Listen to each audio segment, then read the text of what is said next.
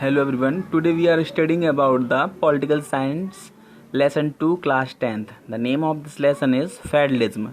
इसको हम हिंदी में संघवाद कहते हैं. सबसे पहले इसके बारे में हम पढ़ेंगे, इसकी डेफिनेशन क्या होती है. What is federalism.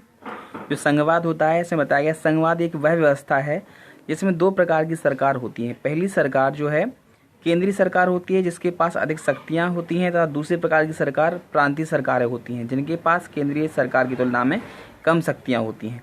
तो इसकी डेफिनेशन में पढ़ी है कि संघवाद की कई विशेषताएं होती हैं, जैसे कि इसमें दो स्तर की सरकारें होती हैं. प्रत्येक सरकार का अपना एक अधिकार क्षेत्र होता है. प्रत्येक स्तर के अधिकार क्षेत्र का वर्णन संविधान में दिया होता है. सरकार के दोनों स्तरों की इच्छा के साथ ही संविधान में परिवर्तन किया जा सकता है. न्यायालयों शक्तियों का व्याख्यान कर सकता है. जो न्यायालय है वो अपनी शक्तियों के बारे में बता सकता है तथा केंद्र और राज्यों के बीच के विवादों का निपटारा भी कर सकता है. तो इसमें 2 टाइप बताए गए हैं. पहला जो है इसको हम बोलते हैं कमिंग टुगेदर. जैसे इसमें पहला जो है हमने डेफिनेशन बताई, इसके बाद इसके की फीचर्स भी बताए हैं.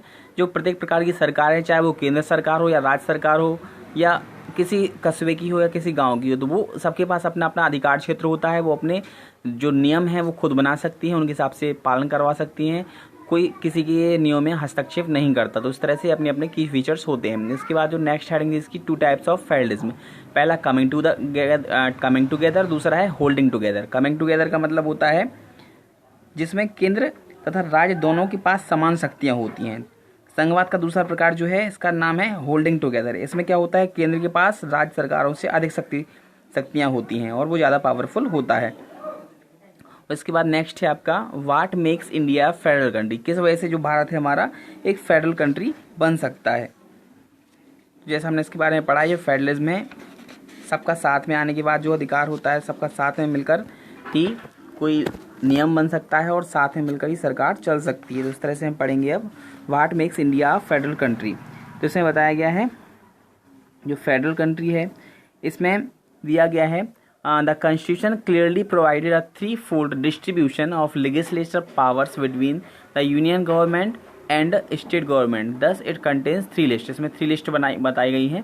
पहली है यूनियन लिस्ट, दूसरी स्टेट लिस्ट, तीसरी है कंकरेंट लिस्ट. इसका मतलब जो यूनियन लिस्ट है इसको संघ शक्ति कहा जाता है.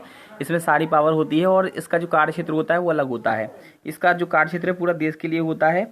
इसके सब्जेक्ट भी पूरे देश के लिए होते हैं. इसका जो जैसे कि इसमें बताया गया है कंट्री में फॉरेन अफेयर होते हैं, बैंकिंग होती है, कम्युनिकेशन होता है और करेंसी का जो भी मामला है वो सब इसके अंदर आता है. इसके बाद जो स्टेट गवर्नमेंट है इसमें पुलिस का हुआ, ट्रेड का हुआ, कॉमर्स का हुआ, एग्रीकल्चर का हुआ और इरिगेशन, ये सारे सब्जेक्ट जो हैं स्टेट लिस्ट के अंदर आते हैं. इसके बाद जो सब्जेक्ट रह जाते हैं वो आते हैं कंकरेंट लिस्ट के अंदर. और वो जो सब्जेक्ट रह जाते हैं उस पर केंद्र सरकार या फिर स्टेट जो गवर्नमेंट है वो दोनों अपना अधिकार दिखा सकती हैं या फिर दोनों उसको सोल्व कर सकती हैं, कैसे भी उसका निपटारा कर सकती है. तो उसका पावर उसके पास होता है. तो इस तरह से हमें पता चला है कि किस तरह से भारत जो है what makes India federal country, किस तरह से हमारा देश एक फेडरल गवर्नमेंट बन सकता है, फेडरल कंट्री बन सकता है. इसके जो 2 पार्ट बचे हैं वो हम नेक्स्ट वीडियो में देखेंगे. धन्यवाद.